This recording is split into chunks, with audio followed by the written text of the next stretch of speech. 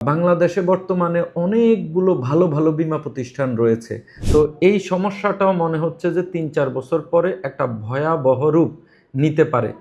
যে প্রচুর পরিমাণে বীমা মানুষ করছে, কিন্তু এই পলিসিগুলা একটা সময় চলার পরে পলিসিগুলা বন্ধ হয়ে যাচ্ছে। যে মানুষজনের মধ্যে নতুন করে ছড়াচ্ছে এই যে বীমা কোম্পানি টাকা দিচ্ছে না।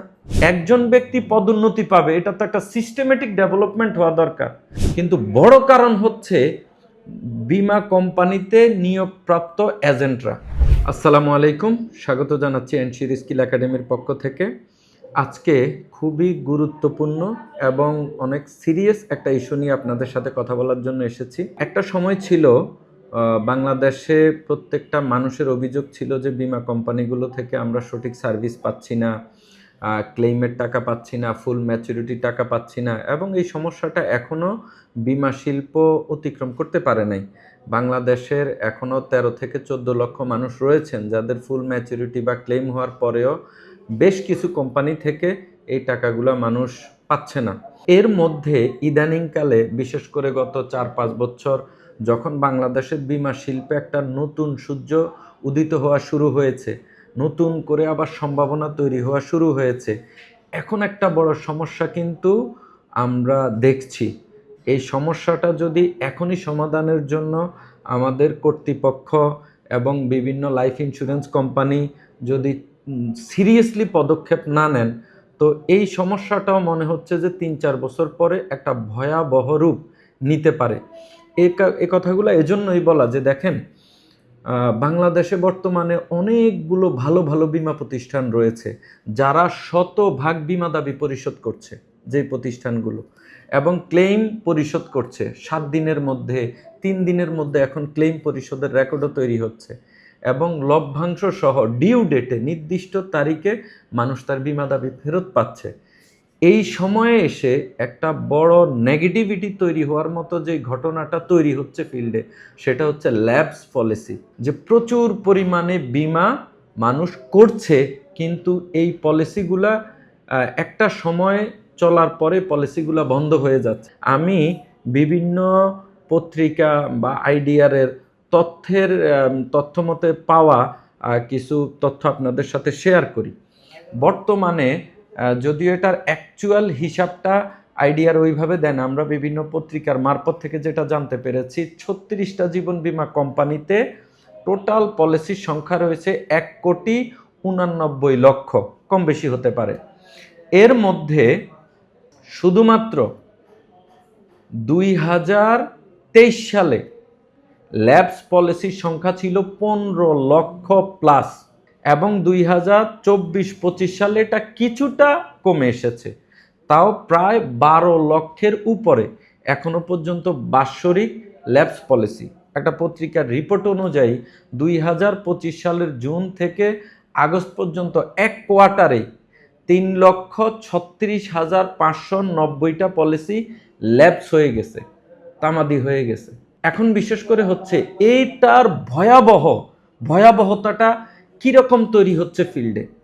ধরেন একটা নেগেটিভিটি হচ্ছে কোম্পানি টাকা দিচ্ছে না, আর এখন যেই কোম্পানিগুলো ডিউ ডেটে ক্লেইম দিচ্ছে, ম্যাচুরিটির টাকা দিচ্ছে, ওই কোম্পানিতেও যদি একজন ব্যক্তি স্বাস্থ্য ঝুঁকি এবং পারিবারিক আর্থিক নিরাপত্তার জন্য পলিসি নিয়ে থাকেন, আর উনি পলিসিটা ল্যাপস অবস্থায় লাইফ লস করেন, তাইলে প্রশ্ন হচ্ছে উনি কি বীমা থেকে কোনো ফ্যাসিলিটি পাবেন?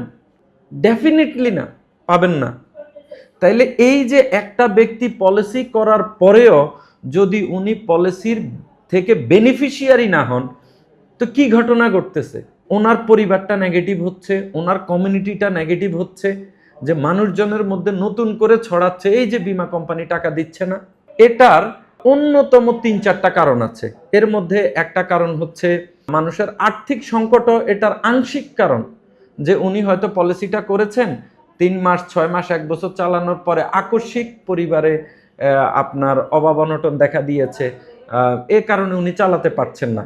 কিন্তু বড় কারণ হচ্ছে বীমা কোম্পানিতে নিয়োগপ্রাপ্ত এজেন্টরা। আমরা যেই পদেই থাকি না কেন, আমরাই এটার বড় কারণ। আমাদের অপেশাদারিত্ব, প্রোডাক্ট সম্বন্ধে নলেজ না থাকা, এবং আমরা যেই ব্যক্তিটাকে পলিসি করিয়েছি এর প্রপারভাবে গাইড না দেওয়া, টেক কেয়ার না করা। ঠিক আছে, ফার্স্ট ইয়ারে আমাদের প্রচুর পরিমাণে ফ্যাসিলিটি থাকে, সেকেন্ড ইয়ার থেকে আমাদের ফ্যাসিলিটি কম থাকার কারণে ফার্স্ট ইয়ার নিয়ে আমরা যতটা আগ্রহ উদ্দীপনা থাকে, এরপরে কিন্তু পলিসিগুলো চালানোর জন্য আমাদের এত একটা আগ্রহ উদ্দীপনা দিয়ে আমরা কাস্টমারদেরকে ডিল করি না। 3 নাম্বার, একটা এখন যে সমস্যাটা বিভিন্ন কোম্পানিতে, এটা আশা করি সকলেই বিষয়টা জানেন, কিন্তু সাহস করে হয়তো কেউ এইভাবে বলছেন না। আমরা বলতেছি, উদ্দেশ্য একটাই, যেন এটার একটা পার্মানেন্ট ভিজিবল দৃশ্যমান সমাধান আসে। সেটা হচ্ছে, দেখেন, বিমাতে আমাদের বড় ধরনের একটা কালচারাল ডেভেলপমেন্ট দরকার। এখানে আমাদের কাছে মনে হচ্ছে কালচারটাই নষ্ট হয়ে গেছে।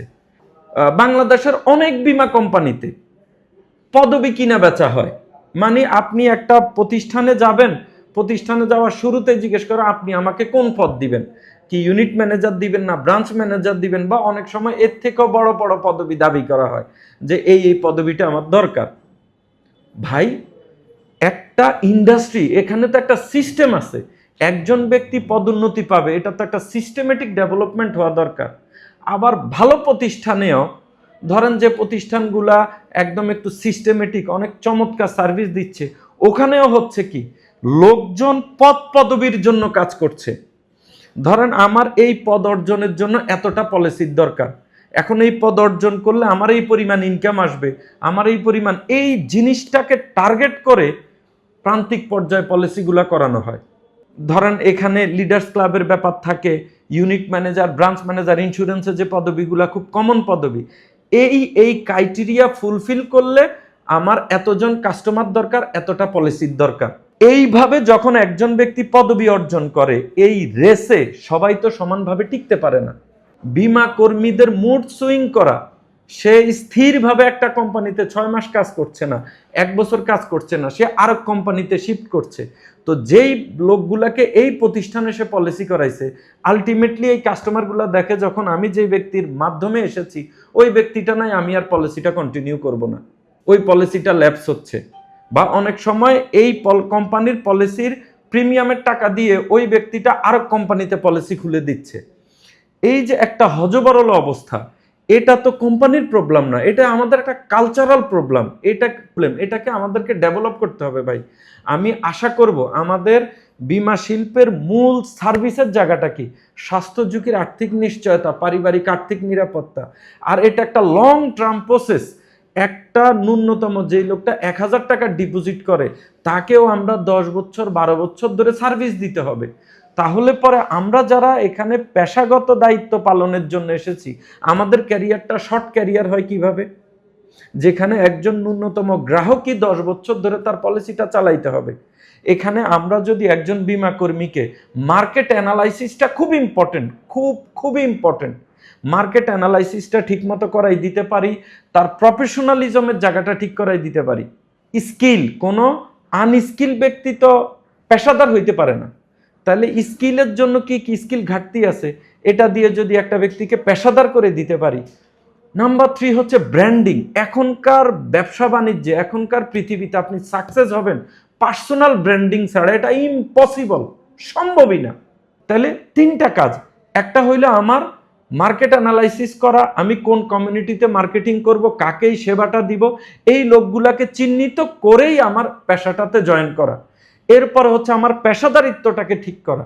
পেশাদারিত্ব ঠিক করতে হইলে আমাকে প্রচুর ট্রেনিং করতে হবে, বই পড়তে হবে, স্কিল হইতে হবে।